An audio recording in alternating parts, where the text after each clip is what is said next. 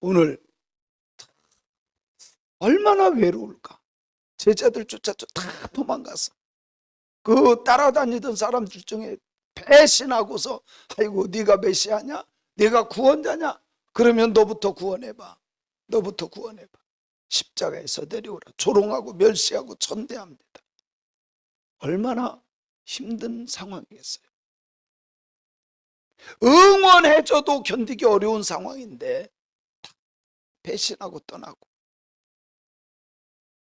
그때 예수님이 하신 말씀이 뭐예요? 엘리 엘리 라마 사막다니.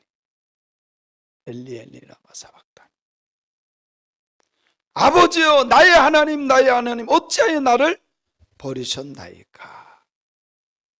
이것을 많은 분들이 침묵했다. 하나님이 침묵하셨다. 어느 분이 저에게 참 좋은 시를 보내주셨어요. 글귀를 보내주셨어요. 그래서 제가 다 쳐가지고 나오는데 저는 이 참 너무 좋은 것 같아요. 한번 들어보세요. 밤이 어두울수록 하나님은 별을 더욱 빛나게 하십니다.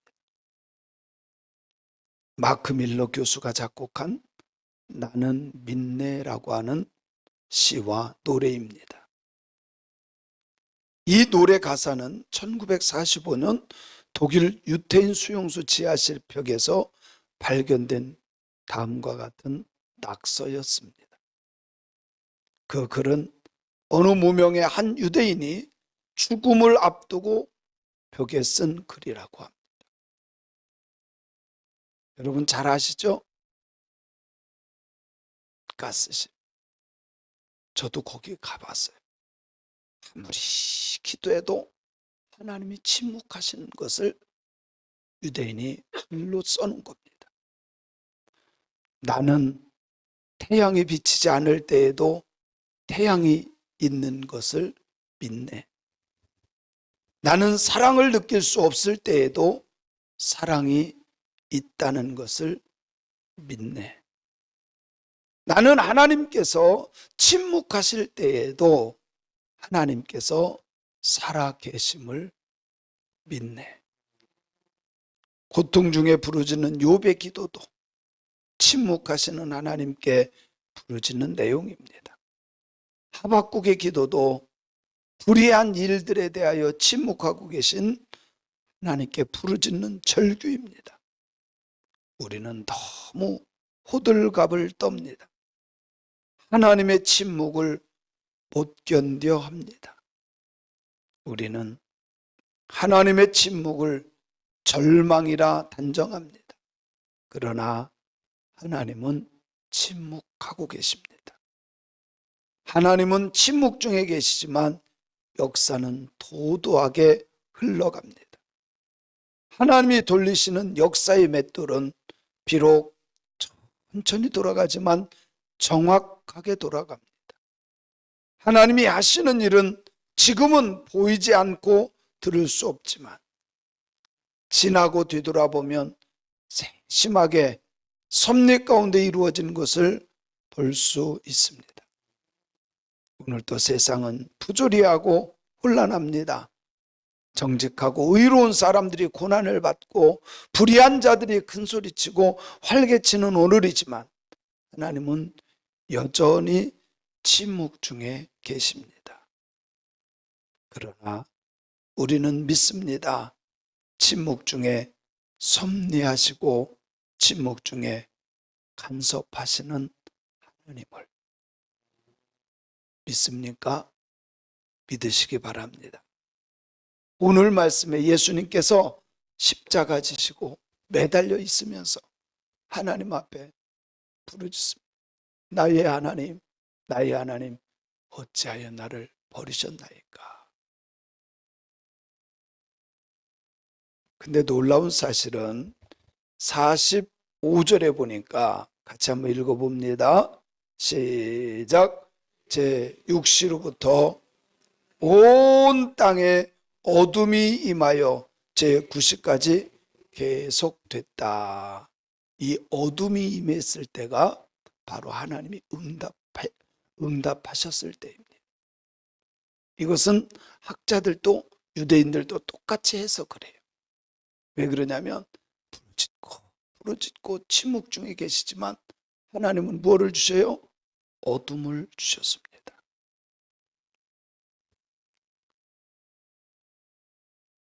외롭게 혼자 십자가에서 부르짖는 예수님의 절규. 사랑하는 성도 여러분, 우리가 신앙생활 하다 보면 아무도 없는 것 같이 나 혼자 절규하는 것 같은 부르짖음은 없습니까? 저는 가끔 교회에 이렇게 와서 있을 때 누군지 모르는데 교회에 와서 혼자 그렇게 부르짖는 사람들이 있어요. 자칫 잘못하면 나는 계속 부르짖는데 하나님이 침묵하고 계시다고, 아니면 하나님이 안 계신 것처럼 착각하고 낙심하는 사람들이 있을 수 있어요. 아니에요. 침묵 중에도 하나님은 계심을 믿습니다. 비록 지금은 하나님이 침묵하고 계시지만 결국 그 하나님께서 사망 권세를 깨뜨리시고 부활하게 하신 줄로 믿습니다. 그래서 아버지 하나님께서 부활시켰다는 것을 우리는 알 수 있어요.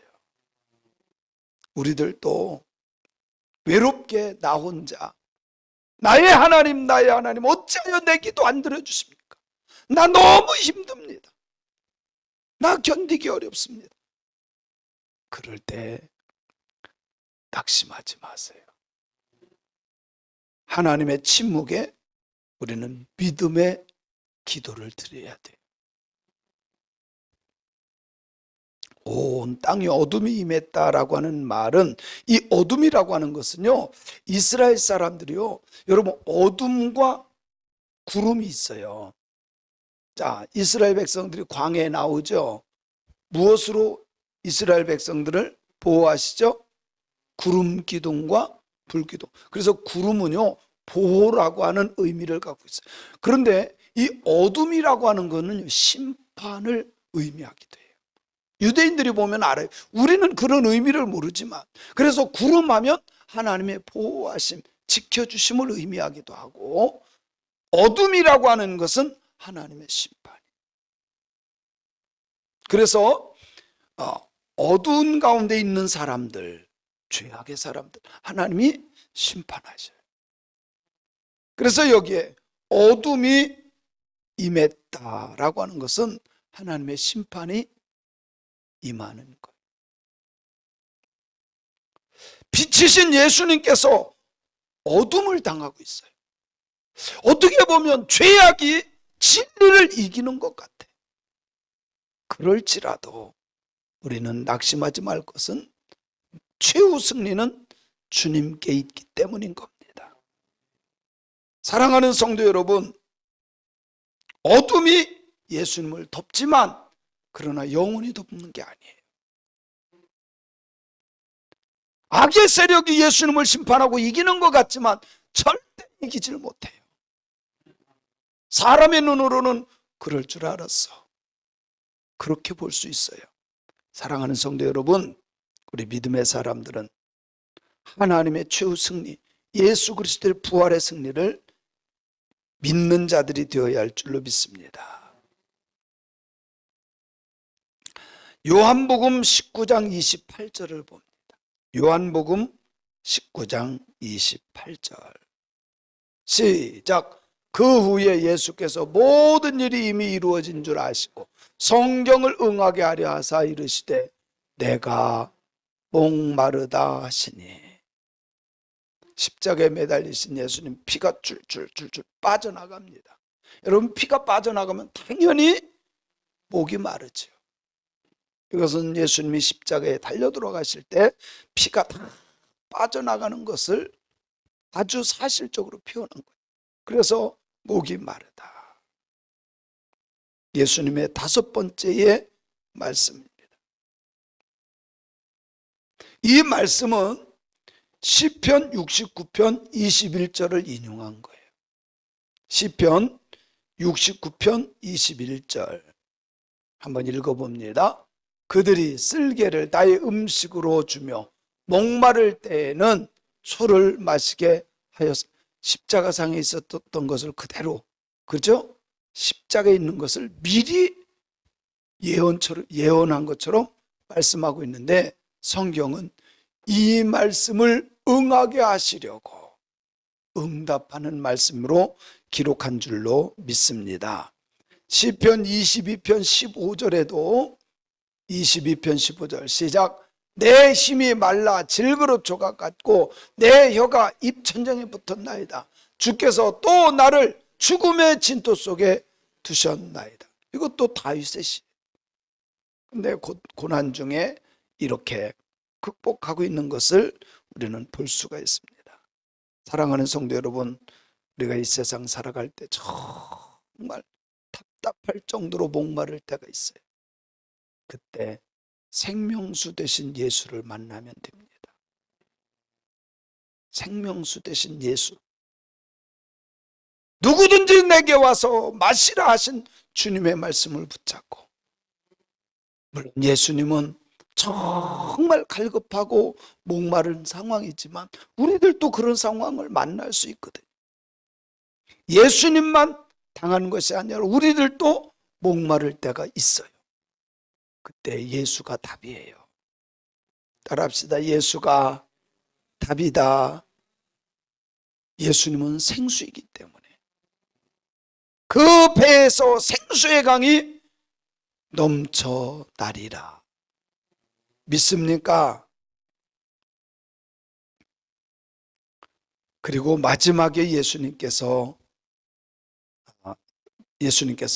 다 이루었다고 말씀합니다. 요한복음 19장 30절, 요한복음 19장 30절 시작. 예수께서 신포도주를 받으신 후에 이르시되 다 이루었다 하시고 머리를 숙이니 영혼이 떠나시니라. 다 이루었다. 예수님께서 이 땅에 오신 이유와 목적은 하나였어요. 우리 인간들이 지은 모든 죄를 대신 짊어지고 가시는 사명이었어요. 십자가의 사명. 그리고 실제로 우리들의 모든 인류의 죄를 다 짊어지시고 가시고 나서 죽으시고 하신 말씀이 뭐예요? 이제 이 땅에 온 목적을 다 이룬 거예요. 믿으시기 바랍니다. 우리 성경 구절을 한번 봅니다.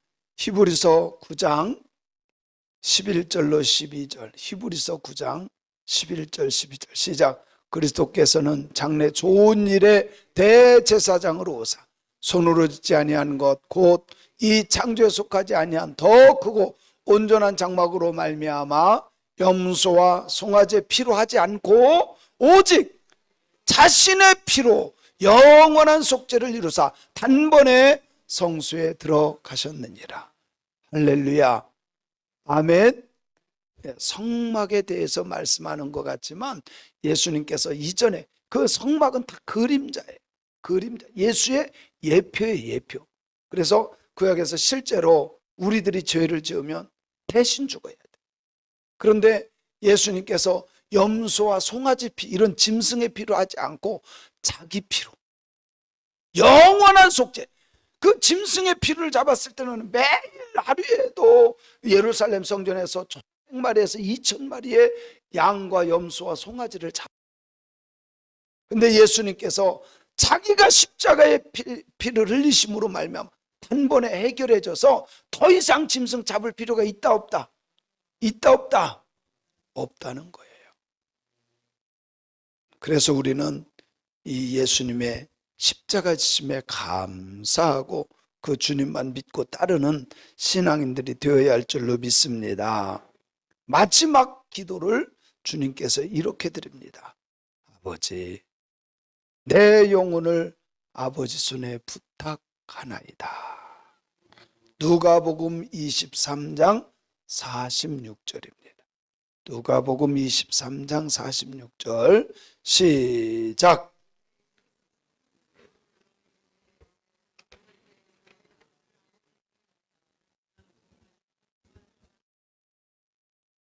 아멘. 여러분, 가장 중요한 것이 영혼의 문제. 영혼의 문제는 우리가 어떻게 할 수 있는 부분이 아니에요. 아무리 착하게 살고 아무리 좋은 일 많이 해서 그것 때문에 내 영혼이 아버지 품에 가는 게 아니에요. 우리의 영혼을 아버지께 맡길 때 그 영혼이 잘된 같이 범사가 잘 되고 강건한 것을 믿으세요. 우리의 영혼을 누구에게 맡겨요? 아버지께 맡게 돼. 우리가 어떻게 할 수 없어요. 내가 좋은 일 했다고요? 아니야. 우리의 행위에서 나오는 것이 아니라 오직 하나님의 주권에 있어요. 그래서 제가 구원론 조금 할 때 지난 수요일 날 제가 한번 했죠. 지난 수요일에 구원론을 한 번을 했는데, 구원은 탈출이요, 구출이요. 구원론에서 제가 했잖아요. 구원은 탈출이요, 구출이요. 구출이라 그랬죠. 탈출은 내가 어떻게 방법을 찾아내서 나가는 걸 탈출이라 그래요. 북한에서 남한으로 어떻게 해서라도 오는 건 뭐요? 탈출. 그러나 특공대가 가서 데리고 오는 거는 뭐요? 구출이요. 구원은 구출이다. 내 노력이 아니라 하나님의 은혜야, 은혜. 하나님의 예수를 통해서 구원한 거예요. 이게 그래서요, 구원은 이거보다 더 좋은 게 없어. 구원은 구출이에요, 탈출이에요. 네. 이것만 알면 구원에 대해서 분명하고 확실해져요. 그래서 여러분,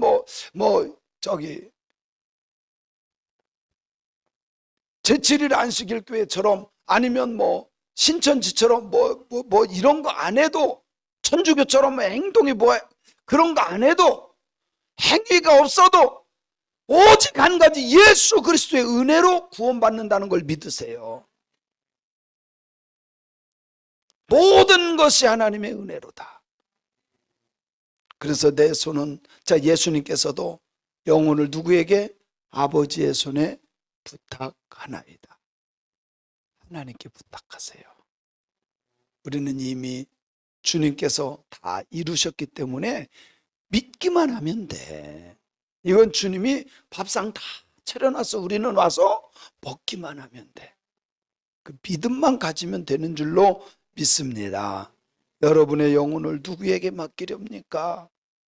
가장 미련하고 어리석은 사람들은 자기가 어떻게 하려고 하는 거예요. 그러면 안 되는데, 내가 어떻게 해서 되는 게 아니에요. 예수님도 내 영혼을 아버지의 손에 부탁했는데, 아버지께 맡기는 자가 복이 있습니다. 맡기실 거죠? 진짜 맡기실 거죠? 여러분요, 이게 아멘이라고 하는 게 대단한 겁니다. 이 아멘이라는 거 우리는 그냥 너무 쉽게, 어떻게 하든 이렇게 쉽게 하려는데, 이 아멘은요, 맹세하는 거예요. 맹세. 나도 그 말씀대로 되기를 원합니다. 맹세합니다. 이거예요. 진짜 그런 아멘을 한 번 하더라도요, 진짜 이런 마음으로 해야 돼. 억지로 그냥 할렐루야 할렐루야 막 이래가지고 아멘 하는 게 아니라 그 말씀대로 되어질 것을 믿는 거야. 맹세하는 거야. 맹세. 우리 주님께서 십자가에 달려 돌아가시고 7마디를 했죠. 그 7마디가 가장 고통스러울 때 아버지 하나님께 기도했던 것처럼 우리들도 힘들고 어려울 때마다 주님을 닮아 간구하고 기도하고 하나님께 맡기는 그런 신앙인들이 되었으면 좋겠습니다. 그런 신앙인들이 되시기를 원합니다.